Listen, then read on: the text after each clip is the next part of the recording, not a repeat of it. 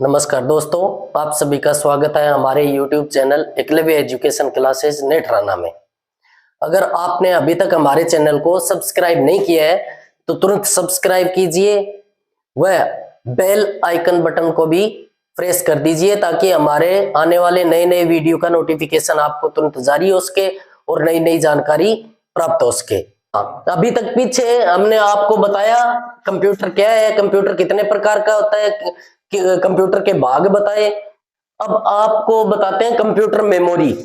Computer memory आपको हमने पिछले वीडियो में बता भी दिया था कि कंप्यूटर मेमोरी होती क्या है, उसकी परिभाषा क्या है, किस में नापी जाती है, उसका मानक क्या है। आज जानेंगे कंप्यूटर की मेमोरी के प्रकार, यानी कंप्यूटर की मेमोरी का प्रकार क्या है। यानी पहले तो कंप्यूटर की आपको परिभाषा बता दी है। कंप्यूटर की परिभाषा क्या है, यानी हमारे द्वारा कीबोर्ड यानी इनपुट डिवाइस के द्वारा दिए गए डाटा या प्रोग्राम को एक जगह इकट्ठा करना या स्टोरेज करना कंप्यूटर की मेमोरी कहलाता है। इसे कंप्यूटर का मस्तिष्क भी कहते हैं हम। ये सीपीयू के अंदर होता है। ये भी दो प्रकार की मेमोरी दो प्रकार की होती है। कंप्यूटर की मेमोरी दो प्रकार की होती है। पहली होती है प्राइमरी स्टोरेज, सेकंड होती है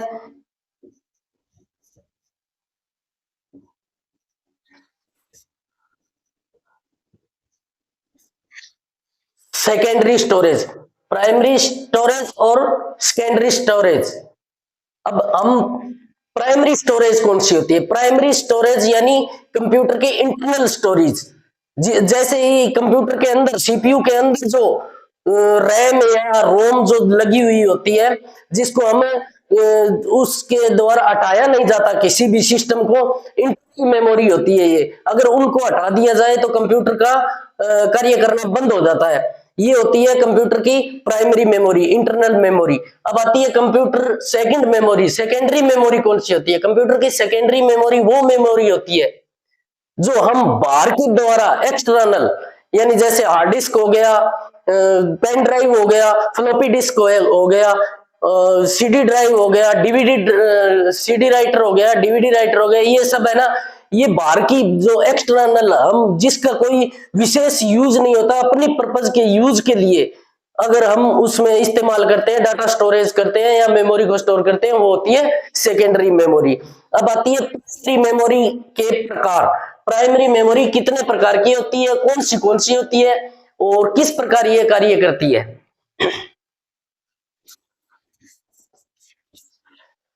प्राइमरी मेमोरी यानी कंप्यूटर की प्राइमरी मेमोरी कौन सी होती है? प्राइमरी मेमोरी, ये प्राइमरी मेमोरी वो मेमोरी होती है जो कंप्यूटर के अंदर, सीपीयू के अंदर, मदरबोर्ड के अंदर लगी हुई होती है। इनके बिना हम कंप्यूटर को सुचारू रूप से कार्य नहीं करता है। इसके अंदर पर्सनल कुछ मेमोरी दी जाती है। अगर वो मेमोरी ना डाला जाए तो ऑपरेटिंग सिस्टम कार्य नहीं करेगा। ऑपरेटिंग सिस्टम कार्य नहीं करेगा तो पूरा कंप्यूटर वो है वो कार्य नहीं करेगा। यानी हार्डवेयर और सॉफ्टवेयर के मध्य कोई भी कार्य पूर्ण नहीं कर पाएंगे। अतः इस मेमोरी का होना बहुत आवश्यक है। अब इसके अंदर प्राइमरी मेमोरी के अंदर दो प्रकार की मेमोरी होती है। पहली होती है रैम। रैम रैम कौन सी होती है? यानी रैम, कंप्यूटर के अंदर रैम ये प्रथम मेमोरी होती है प्राइमरी मेमोरी की, रैम। और दूसरी होती है रोम।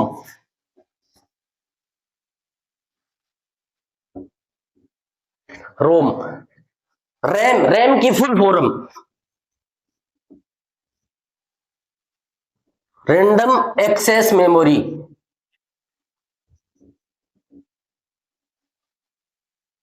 Random access memory.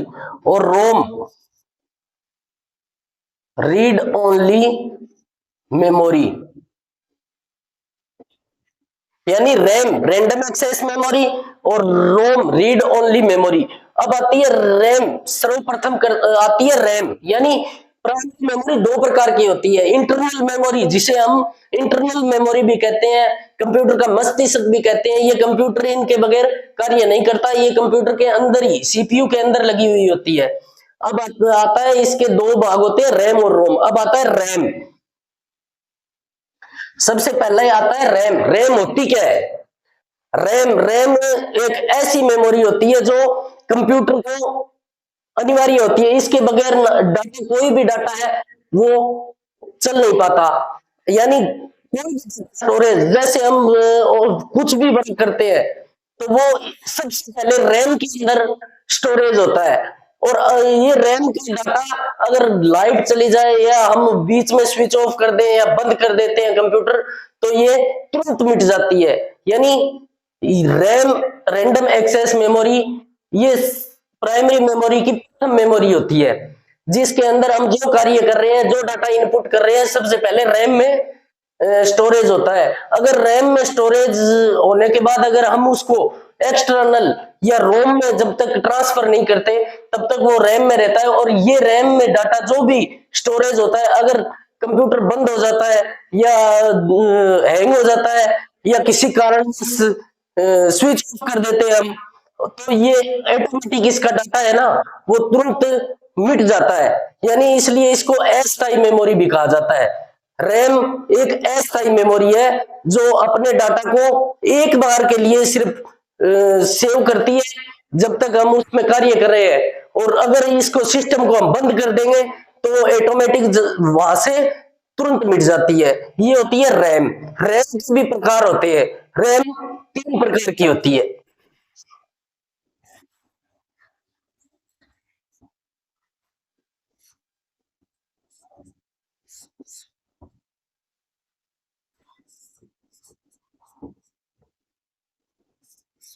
रैम के प्रकार, रैम प्रकार की होती है। पहले होती है dynamic RAM.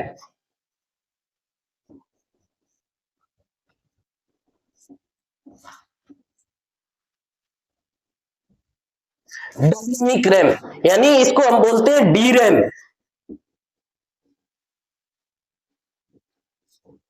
D RAM, dynamic RAM. Dynamic RAM ये रैम का कम भाग होता है। डायनेमिक रैम, डायनेमिक रैम कुछ सेकंड में कम से कम हजारों रिफ्रेश होती है। यानी सबसे पहले डाटा इसके अंदर जाएगा, वो कुछ टाइम यानी सेकंड के 1000वें हिस्से के मापी सा स्टोरेज होता है। अगर उसको हम तुरंत किसी दूसरे इंटरनल स्टोरेज या सेकेंडरी स्टोरेज में जब तक रिफ्रेश नहीं करेंगे तो ये तुरंत मिट जाता है। यानी एक सेकंड में हजारों बार रिफ्रेश होता है और बार बार इसको रिफ्रेश करना पड़ता है, इसलिए इसकी स्पीड भी बहुत स्लो होती है। ये होता है सबसे पहले डायनेमिक रैम। डायनेमिक रैम में रिफ्रेश होने का, इलेक्ट्रिक रिफ्रेश होने का, डाटा रिफ्रेश होने का स्पीड बहुत कम होता है और इसलिए इसकी स्पीड भी बहुत कम होती है। ये होती है डायनेमिक रैम। उसके बाद आता है synchronize RAM. Synchronize RAM, synchronize RAM ये होता है दूसरा पार्ट। इसका कार्य सेम यही है, लेकिन ये डी रैम से थोड़ा, इसको बोलते हैं एस रैम, इससे थोड़ा कम रिफ्रेश करना पड़ता है और इसको थोड़ा स्पीड भी ज्यादा होती है और इसकी स्टोरेज भी थोड़ी ज्यादा होती है।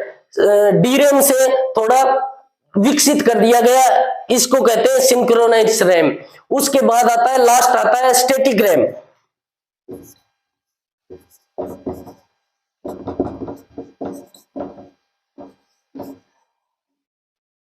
स्टैटिक रैम, स्टैटिक रैम का कार्य होता है, ये रिफ्रेश बिल्कुल कम होती है। यानी ये बिल्कुल ही कम होती है रैम। रैम का वो लास्ट भाग होता है जिसमें हम स्टोर करते हैं और काफी टाइम तक उसमें स्टोर रहता है जब तक हम सिस्टम को बंद नहीं करेंगे। इसके अंदर तो सिस्टम चालू हो या ना हो, डी रैम के अंदर डाटा ऑटोमेटिक आता रहता है और डिलीट होता रहता है, आता रहता है, डिलीट होता रहता है। यानी सेकंड में, एक सेकंड में हजारों बार डाटा रिफ्रेश और डिलीट होते रहेंगे। उसके बाद एस रैम में थोड़ा और ज्यादा समय के लिए रुकता है और उसके अंदर भी यानी सेकंड, यानी घड़ी, घड़ी के जो सीपीयू के अंदर जो घड़ी लगी होती है, सेल लगा होता है, उस घड़ी के समय के अनुसार ये कार्य करती है, उन्हीं के समय के अनुसार रिफ्रेश होती रहती है। उसके बाद आता है स्टैटिक रैम। स्टैटिक रैम ये जब तक कंप्यूटर चलता रहता है और हम जो डाटा प्रोग्राम बना रहे हैं वो इसके अंदर स्टोर होता रहेगा जब तक कि हम कंप्यूटर को स्विच ऑफ ना करेंगे। जब अगर सिस्टम को हम स्विच ऑफ कर देंगे या लाइट चले जाने के बाद बंद हो जाएगा, तब ही इस स्टैटिक रैम से डाटा डिलीट होगा। ये हो गए रैम और रैम के भाग। उसके बाद आता है रोम।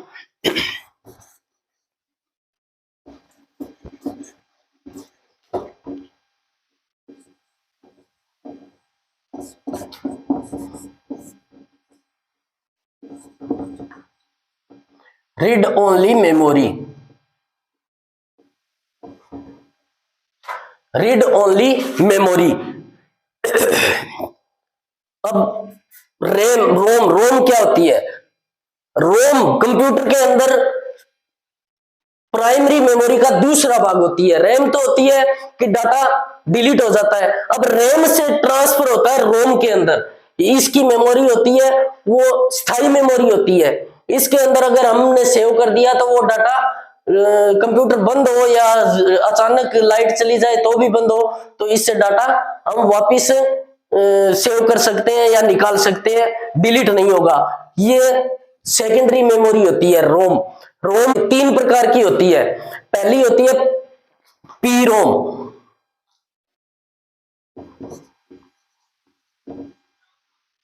यानी programmable random access memory, read only memory.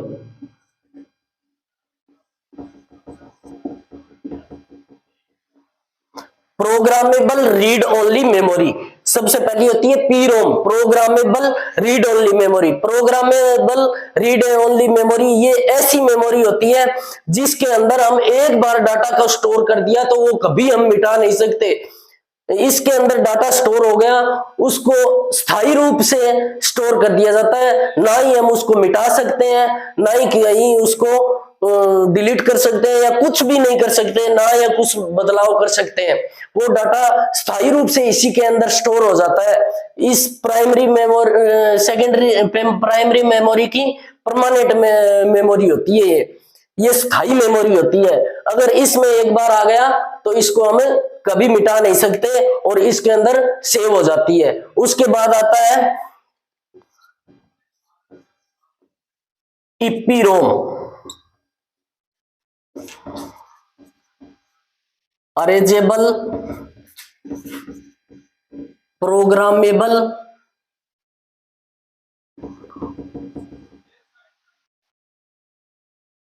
रोम, रीड ओनली मेमोरी, यानी EPROM erasable programmable read only memory. यानी इसके अंदर है ईपीरोम की तरह ही है, ये भी इसमें भी स्थायी रूप से स्टोर होता है, लेकिन इसको डाटा हम मिटा सकते हैं और वो भी कोई स्पेशल इसकी विधि होती है जिसे हम पराबैंगनी किरण बोलते हैं। पराबैंगनी किरण, पराबैंगनी किरणों के द्वारा ही इसके डाटा को हम स्टोरेज को मिटा सकते हैं। अरेजेबल प्रोग्रामेबल मेमोरी ये ईपीरोम, ईपीरोम के अंदर अगर स्टोरेज की हुई डाटा को हम पराबैंगनी किरणों के द्वारा डिलीट किया जाता है और उसको जो प्रोग्रामेबल रीड ओनली मेमोरी है उसको हमें किसी भी प्रकार किसी भी विधि के द्वारा हम डिलीट नहीं कर सकते, वो स्थायी रूप से स्टोर कर लेती है। और ये अरेजेबल प्रोग्रामेबल स्टोरेज है, वो पराबैंगनी किरणों के द्वारा हम उस डाटा को मिटा सकते हैं और खाली कर सकते हैं ताकि हम उसको दोबारा यूज कर सकते हैं, इसको हम दोबारा यूज भी कर सकते हैं। अब आता है तीसरी double EPROM. Double EPROM electrical erasable programmable read only memory. Electrical erasable programmable ROM, यानी डबल ईपी रोम भी बोलते हैं इसको, electrical erasable programmable read only memory. ये मेमोरी ऐसी मेमोरी होती है जिसको हम विद्युतीय विधि द्वारा ही डिलीट किया जा सकता है। इसके अंदर और इसके ई रोम, ईपी रोम और डबल ईपी रोम के अंदर इतना ही अंतर है, वो तो पराबैंगनी किरणों के द्वारा डिलीट किया जाता है और इसको विद्युत विधि द्वारा डिलीट किया जा सकता है। और इन दोनों को ही डिलीट करके हमें दोबारा यूज कर सकते हैं। लेकिन जो पी रोम है, प्रोग्रामेबल रोम है, उसमें अगर हमने एक बार प्रोग्राम स्टोर कर दिया तो वो हमेशा के लिए उसी में स्टोर रहेगा, उसको हम मिटा नहीं सकते। और ईपी रोम को, अरेंजेबल प्रोग्राम रोम को पराबैंगनी किरणों के द्वारा हम मिटाकर उसको दोबारा यूज कर सकते हैं। और डबल ईपी रोम को भी हम विद्युतीय विधि द्वारा मिटाकर उसको दोबारा यूज कर सकते हैं। ये हो गया आज का प्राइमरी मेमोरी। प्राइमरी मेमोरी के दो भाग होते हैं, रैम और रोम, और रैम के 3 भाग और रोम के 3 भाग, वो भी हमने आपको बता दिया। आगे हम जानेंगे सेकेंडरी मेमोरी, वो हम आगे के वीडियो में बताएंगे। धन्यवाद।